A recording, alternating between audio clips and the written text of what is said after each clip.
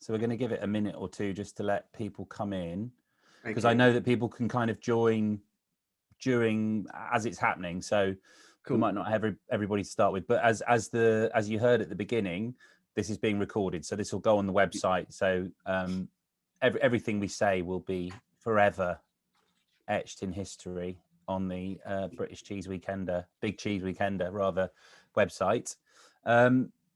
Okay, so thank you very much for joining me today, David and Johnny. Two people who I spend quite a lot of time with, really, one way or another. Two different parts of the country, making two very different cheeses. Well, you know, both delicious and oozing and looking incredible today. So we've got Baron Bigod there from Fen Farm, the little Baron Bigod, so the 250 gram.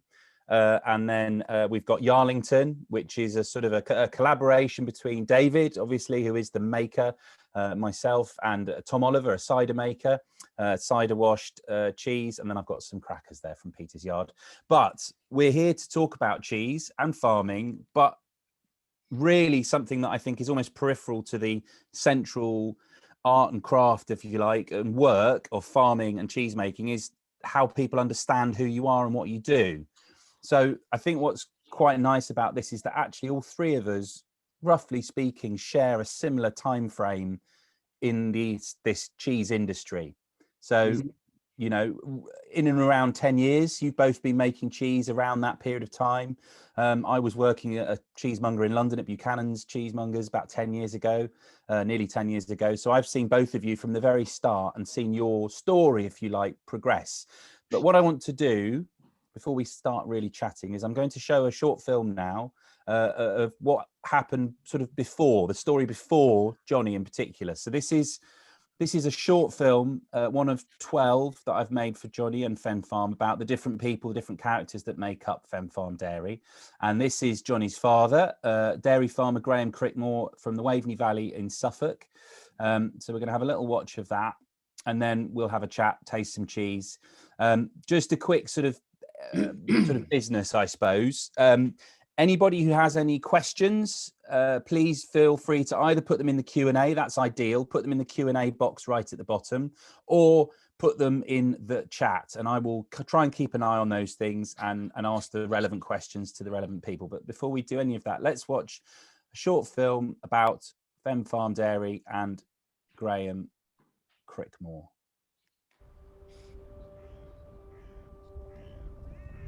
I'm Sam Wilkin, and through this series of films, I'm going to be introducing you to the people and the place behind one of Britain's best loved cheeses, Baron Bigod. We'll see the seasons change in the Waveney Valley, and we'll get a deeper understanding of the passion and the craft that goes into making this incredible farmhouse cheese. This is Fen Farm Dairy.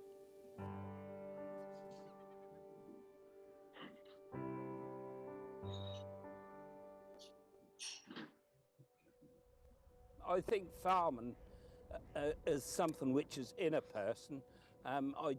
Yes, there is some come out of the towns and cities who buy a farm and make a go of it, but I think 90% of farmers stem from, you know, family farms, and that's in the blood.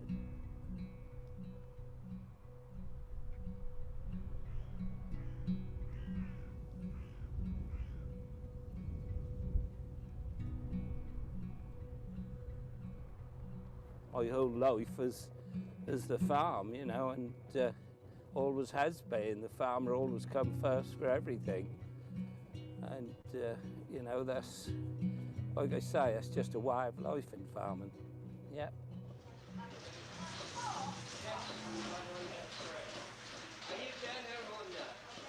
When I first came here, that was only a very small farm, just like all farms were then.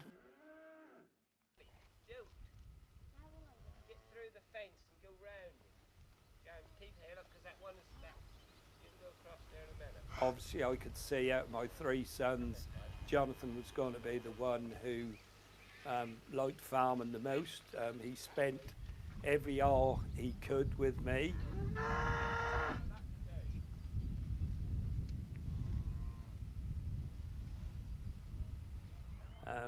I used to go baling straw and he would come in the tractor with me, and I'd be in the field till 1 in the morning.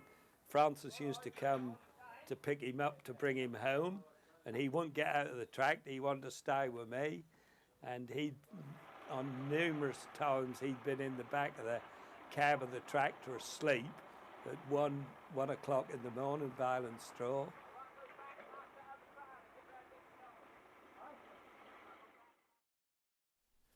Come on, out you go. Come on, Fatso. When I first was here as a young lad, we only had about 30 cows. Some were English Friesian and some Holstein, and expanded the herd, which we got to, like I said, 200, 250 cows. Well, then when Jonathan suggested the cheese making and said that the Montbéliard cow would be the best cow for the cheese making.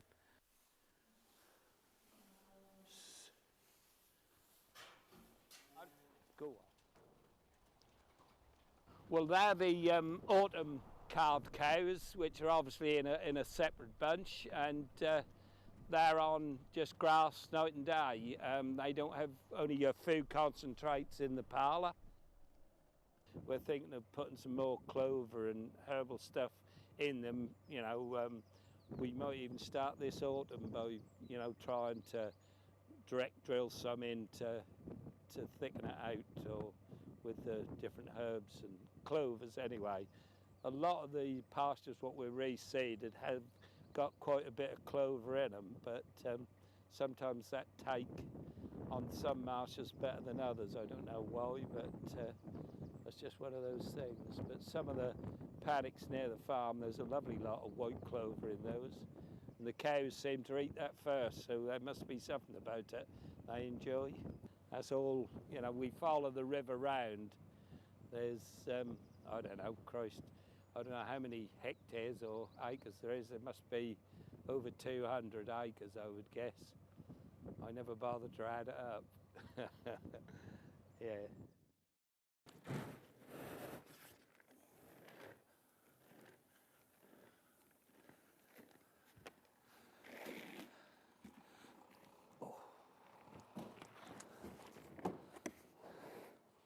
This is a supplement feed for the young dairy heifers, which are now, which were born last, they were born last September and October. We feed them through the summer, and then this autumn they'll be AI'd to calve the following autumn.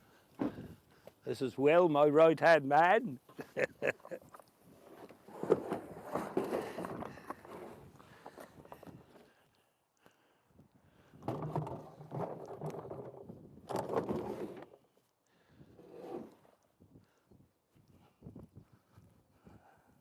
The farms when I was young were relatively sort of 50 cows was quite big when we were young, Will, wasn't it? It was all farms, like when Will and I were boys, you had everything. You had pigs, chickens, cattle, food bullocks, you know, you had a mixture of everything. But, you know, up to present, this hasn't been too bad a spring. I mean, it's been dry, but I mean, we've been lucky and had quite a bit of grass, and, you know, the grass have been growing quite well. Yeah.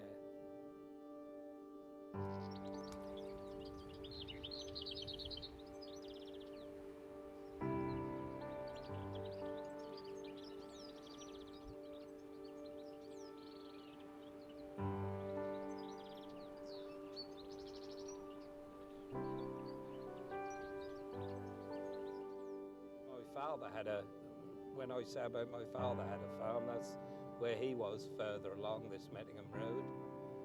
But on to him dying when I was quite young, the farm was sold. But, you know, when I was a boy growing up, that was where I spent most of my time then. How old were you when your father passed? In my teens, I suppose I was. Well, he came ill when I was still at school, but he died when I was, I don't know, about 17, 18, something like that.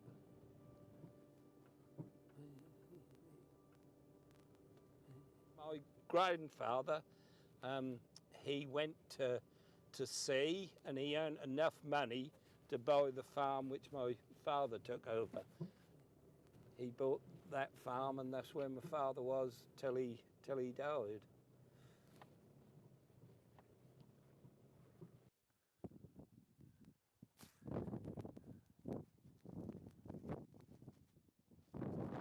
Come on.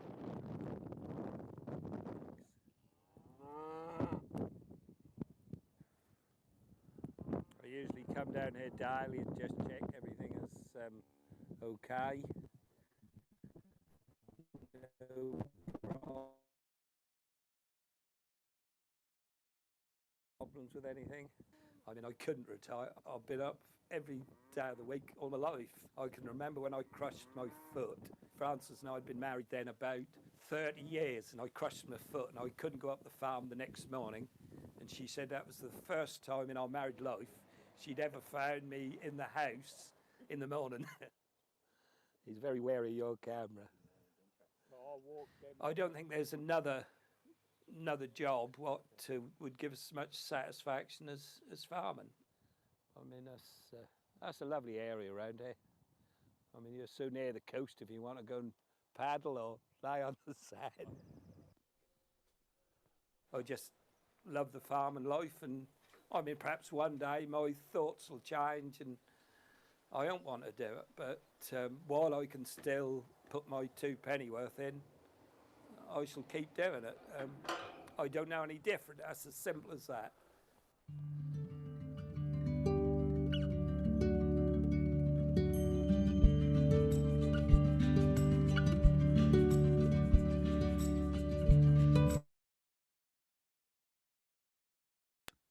Hello. So a short film there about Johnny's father, Graham Crickmore.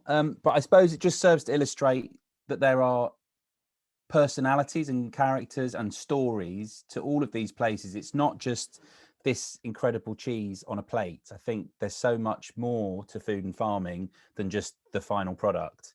And I kind of wanted to ask both of you, really, you know, in that 10 years, have you seen a change in the importance of, you know, because when you first started, your focus presumably was on, you know, Johnny on the farm, David on making the cheese as good as it could be. But at what point did you go, well, actually, we also need to tell people about the cheese? And has that changed in terms of its relevance over the years at all? Johnny, I'm going to go to you first because you're actually unmuted.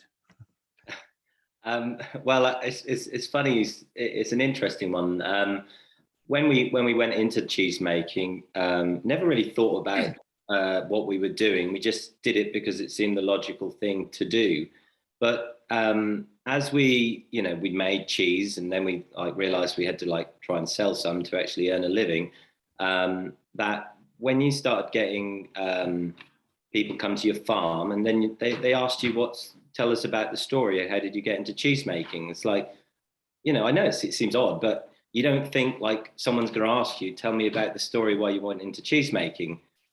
But, you know, it was interesting. Every time, the more I told the story of us, you know, struggling with the milk price, and we wanted to do something different, and raw milk and all of these sort of things, that people were fascinated with the story. And so much so, I was gobsmacked at sort of 6 months into our cheese making, and we were a cartoon in the local regional newspaper, some jokey sort of cartoon about some dairy farmer going off to pick Montbéliard cows from France. I just, you know, and I realised actually, you know, I've sort of created quite a good story here without even realising it. David, does any of that resonate with you in terms of, because I think, you know, these worlds that you're in when you're making the cheese, there's the, you know, white walls, you're, you know, actually both your dairies have beautiful open windows. You can see what's going on outside. David, you've got an amazing view, but it must be quite easy to become quite sort of focused on the curds in front of you. How easy is it for you to kind of look up and think of your place in the wider story?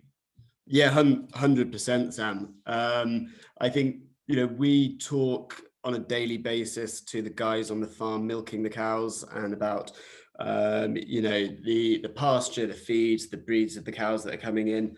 And there's so much there that we should be sharing with, and are through you, sharing with our customers, to give value to the cheese that we're making. And I think when we first started making cheese, my sort of mindset was, it's all on the flavor, and the customers will buy cheese right there and then based on the flavor of the cheese that they're being offered in the cheese shop.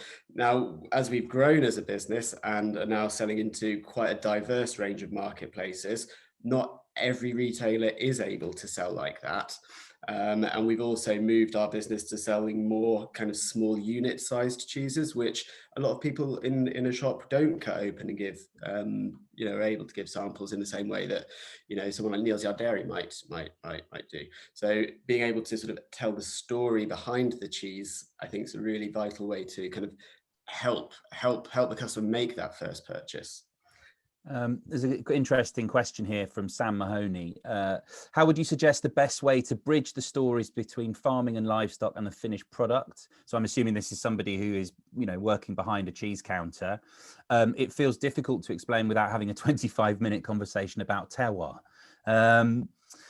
Johnny, do you find, because I know that you do, you've done actually a lot of markets over the years, you both have. Do you find there's a shorthand? And have you noticed a change in what customers want to know about as well over time? I think they like to know about the animals. I mean, I don't know. I always feel it's just one thing. I don't think it's two. It's for us, it's just the start of the process is, growing crops, and the end of the process is selling cheese to someone. And there doesn't seem that there's any clear sort of divide between stuff, because it's all on the same place, the same farm.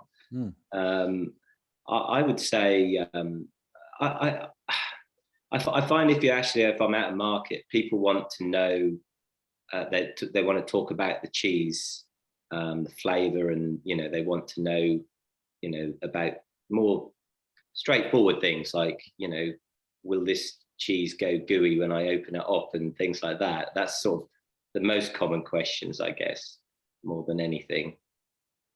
I think something you said to me that really stuck with me, Johnny, back in, I feel like there's plenty of other things to talk about now post-pandemic. So I'm sorry to take us back there, but I'm going to. You said to me, Johnny, that cheesemakers, if they didn't have a website before the pandemic, they do now. And if they're not selling direct before the pandemic, most of them do now. Was there a sort of a feeling that it was your job to make great cheese, run a great farm, and then it was up to people like the wholesalers and the cheesemongers to just tell your story, and that was their job? Was there a shift for you both where you felt that actually, well, in a sense, we need to take some ownership of this story and how we explain ourselves to our customers directly? David? Yeah, I think so. And I think alongside that is, this kind of customers being increasingly interested about environmental credentials of food production, of farming. We're not, our creamery is not organic, but the farm where our business is based is. So that's a great kind of touchstone for, a word that a lot of people kind of, everyone knows what organic means, but also regenerative agriculture. A lot of people are talking about that at the moment. We've put that front and center of our kind of marketing and labels. So, and that's, for us, that's a really nice way to kind of communicate the message of the farm where we are, that we're a single herd farmhouse cheese making business, to the people buying our cheese. And I suppose it's where those labels are useful. I mean, there's sort of two sides to the argument, isn't there? Is that in a sense, those labels are sometimes a little reductive, but they are also really useful in kind of telling a story. So Johnny, I was talking to you the other day, you've actually just recently made quite a big decision in that kind of move towards a kind of, what's perceived as a regenerative system, and a system around herbal lays and pasture led and all of these kind of buzzwords. How do you feel about all of that? Because obviously what regenerative means is massively complicated and means a different thing on each different farm. But do you think that language is useful? Yeah. I mean, I think a lot of this stuff is just, it's one side of it is, the customer sees that you're doing something, you're trying to be greener and you're doing things better for the environment. But actually, it just kind of makes sense. Like everything what we've done along the way, whether it's solar panels, we've done it because actually, it's good creating your own electricity because it's cost you less because you made it yourself. And then you look at the regenerative, you look at the herbal lays, putting different species of grass in, and actually, like, yes, it is definitely better for the environment, but actually we're in a place right now where we don't have anything grow in the months of June, July and August. Our grasses don't grow because the roots don't go down deep enough. So again, it makes sense to do that. So it kind of, we're doing it because it's good, but it makes total sense for the way farming is going, in my opinion. I think it's something that you both share actually, and similarly with the guys down at Westcombe as well, is this kind of that marriage of idealism and kind of wanting to do the right thing, but also it has to sit within a practical framework, that makes sense on any number of other levels, and that's quite exciting. Something that occurred to me only yesterday with those pictures from, I don't know if you saw, from Selfridges and Fortnum and Mason, the milk being poured everywhere, which, well, it's a terrible waste. Basically, Extinction Rebellion, pouring milk on the floor, basically, anti-dairy, which actually only serves to drive up demand because you've got to refill those shelves. But anyway, I think it's quite interesting. How important for you? So Johnny, you ran into that quite a kind of aggressive experience early on in your cheese making experience. Was that a kind of a catalyst for going, do you know what, actually it's really important that people understand what we're about, and that we're not out there doing terrible things to cows, we're actually doing our best to do the right thing all the time? Well, I think from my experience is you've got to be totally honest about your practices and what you do, and let people make the decision for themselves. So just being very truthful about everything, and this definitely isn't this is not straightforward, this stuff. When you can question any food and say, should I be eating this? There's many ways to many angles to look at this stuff. So, but I just think just being truthful and honest, and I just feel like that is a lot of the problem which has happened over the last 20, 30 years, is that so many companies have tried to hide or not talk about the full story of that food and where it came from, and coupled with we're not teaching our children about where food comes from, food and farming. It just doesn't seem to enter the curriculum, and it amazes me why this isn't happening when it's something which is so fundamental to life. So that's my sort of conclusion of it all. I mean, I think we live in an age where it is relatively easy for, we've got the sorry, the penguin sticker on the back, but we've got these in our pockets, all the time. Johnny, and actually not just you, Johnny, but other farms I've been to, WhatsApp is a really important tool. The fact that you can easily communicate and, use social media and, communicate in this sort of way, like these sorts of events were, frankly unthinkable pre-COVID. This big cheese weekend came out of that first pandemic, and we've got to do something to spread the word. And actually the fact that it's now a bit of a fixture in the calendar, I think is testament to people actually want to hear more of your story. So do you think that this digital age we're in, do you think there's an opportunity there for storytelling, David? Oh yeah, massive. I mean, we're doing it, Sam, aren't we? Yeah, hugely. I think people are, and a growing number of people are growingly interested in provenance and where their food comes from, why it tastes like it does, the people who make it, the farms who are behind that cheese or what have you that they're eating. And yeah, there's only so much we can put on a label, isn't there? Yeah, there we go. Here's a very big question from Claire, and feel free to sort of bat this off, but it's quite, yeah. Dare I ask, there you go, if this new government will have a positive or negative effect on farming and your cheese making? Is that, I feel like that's too big a question to really delve into now, but I mean, thumbs up or thumbs down seems a good place to start. But I suppose this is the point, isn't it? Is that you want to tell a nuanced story about these kind of things. Johnny, you're sort of leaning into an answer there. So what the question was, what will the government... Will the government have a positive or negative effect on farming and your cheese making? That is really difficult to say. I mean, there is a chance. I mean, we're into a change, with Brexit and leaving the EU and the EU rules around grants and single farm payments and those kind of things. So there is a chance for a change. Whether the government will be big enough to be more radical or just I just don't know yet. It's definitely looking at what early science is saying is that there is support going to farmers about being greener and looking after their soils better and those kind of things. So possibly it's going in the right direction. Possibly. David, would you echo that?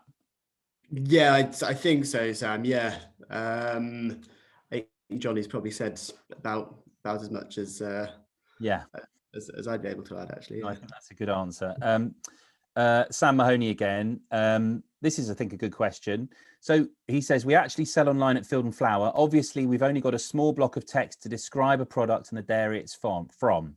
As the producers, of all the things we could talk about, what would you want to see in a short paragraph? So, Johnny, what if you were describing Baron Bigod, this extraordinarily delicious, oozing Camembert Brie style cheese over here, bloomy rinded cheese? How would you describe it, and what is your priority in description? I don't think I'm going to be able to do the full. Don't write this down, by the way, because I'm not very good at Sam's poised over here.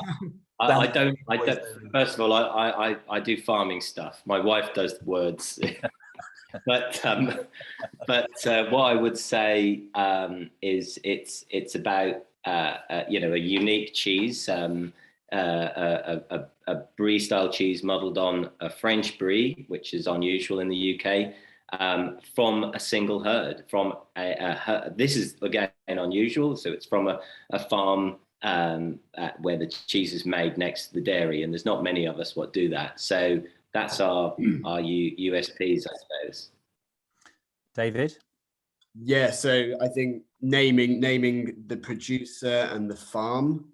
So Kingstone Dairy on Manor Farm, Chedworth. So who we are, where we are.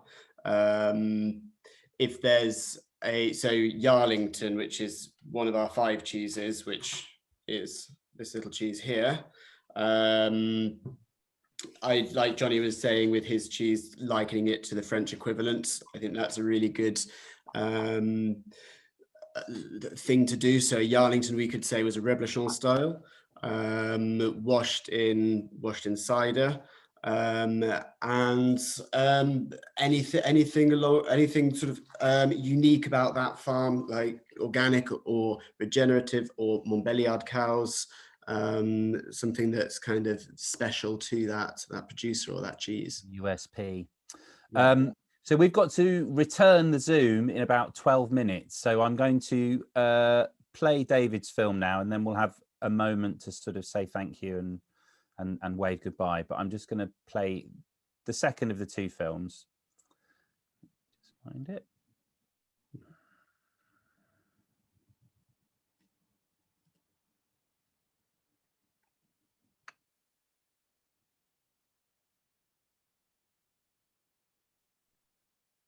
Well, that's very strange.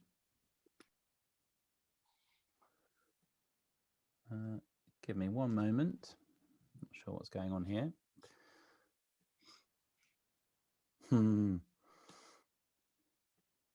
Sorry, everybody. David and Johnny, talk amongst yourselves.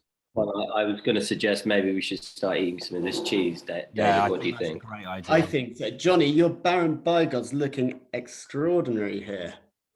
Is it quite gooey? Oh, by the heck. It's really great, Johnny. It really is. It's delicious. Yeah. Possibly a little too gooey. Delicious to taste, hard to handle. Oh, that's phenomenal. Yeah. I must confess I have been eating some cheese while no one has been watching me while the video was on. Yeah, me too. I've got through some. Right, we're gonna try this now, and let's hope for the best.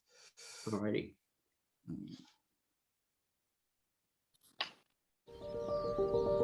Quality, flavour, provenance. We're in the heart of the Cotswolds. The landscape is very special to me. Farms like Manor Farm contribute over decades and generations to carving that landscape. Cheese on this level, farmhouse, single herd cheese making, can offer us the opportunity to make something which expresses very honestly and quite perfectly where we're making it.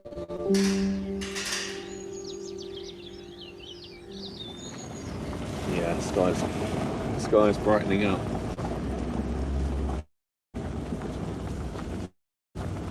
For me, organic farming is the most pure, natural way of farming. You look out in the fields and you can be sure that there's nothing artificial in there.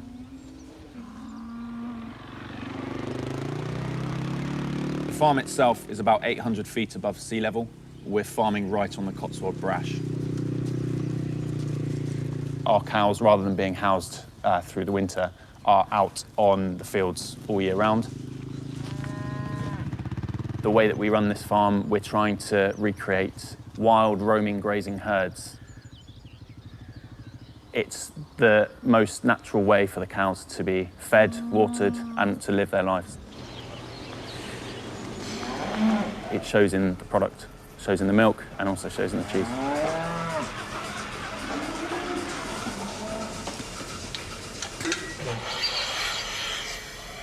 The quality of the milk here for cheese making is easily some of the best in the Cotswolds.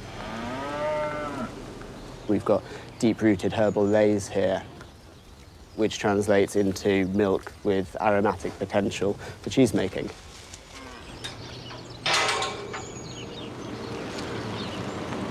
Morning, Seb. How you doing?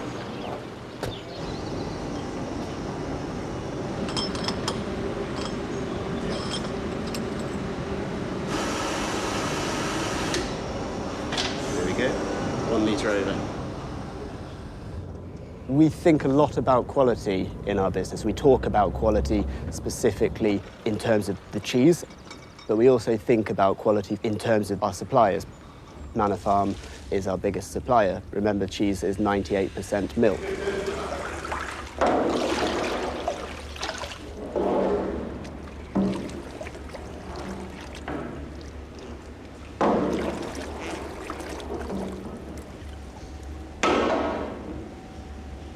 By its very nature, making cheese is a repetitive, very methodical craft.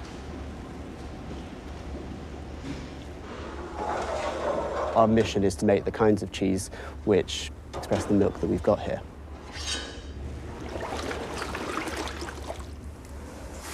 These are ready to start moulding now.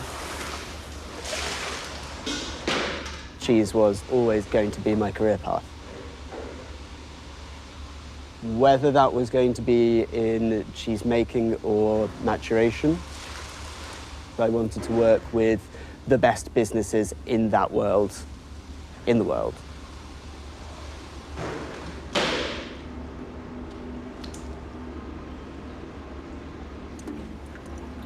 Each of these 2 brine tanks, they've got their own sort of microbiome. They're alive.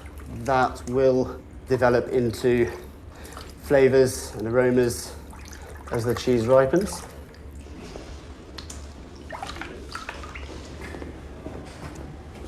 Our cheeses are being sold in the country's best cheese shops and served in the country's best restaurants on their cheese boards.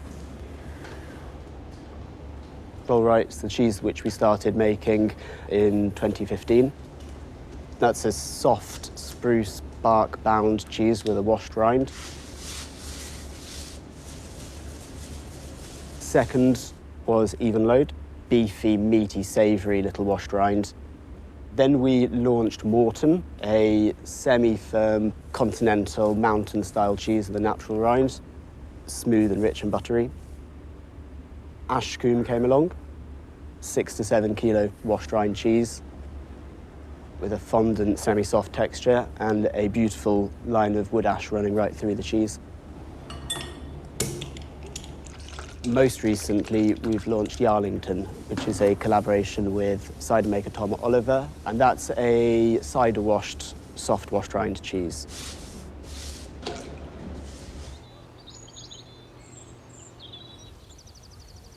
The regenerative aspects of the farming system are vitally important. If we're going to reward great milk production, we want to also be rewarding environmental sustainability. We take great pride in the quality of the milk and the farming that we support here at Manor Farm. And to be part of that is a real privilege.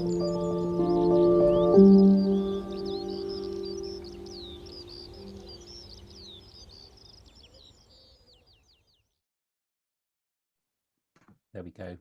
How much cheese did you get through during that film, boys? Nearly half of a Baron Bigod. So that's the short film. I've done half a Yarlington. Yeah, oh, good. Yeah. I mean, they're both tasting really wonderful and available. Johnny, are they still available on online at Fen Farm? Yes, you can go to our website. There was a deal between the two cheeses on there, so if anyone's interested. So check it out and have a taste, because they're tasting really lovely. If anybody has any last minute questions, I do have to hand back to Tracy any moment, but I just want to say a big thank you to Johnny and to David. I also want to direct you as well. That was just one film of Graham Crickmore there. There's another 11 films on the Fen Farm Dairy YouTube channel. There's going to be more as well, but go and have a look. It's a sort of a year on the farm in the Waveney Valley, and there's some really nice stuff on there. So go and have a little look at the YouTube for Fen Farm Dairy. David, you can access the full film there on his website. So if it was a bit glitchy or whatever, just because of connection, then go to David's website and it's there in all its glory. So go and check that out as well. And just buy lots of cheese. And if you're heading off to the next webinar, enjoy it. Enjoy the rest of the weekend. But for now, that's us. I'm just gonna go. I mean, I was ridiculous. I've absolutely ploughed through that. So I'm gonna go and finish it off. But thank you very much, chaps. Enjoy the rest of your weekend and take care, and see you very soon. Cool. Thanks, Sam. Bye now. Thank you, Thanks, Sam. Thank you, David. Bye. Bye. Bye. Bye. Bye. Bye.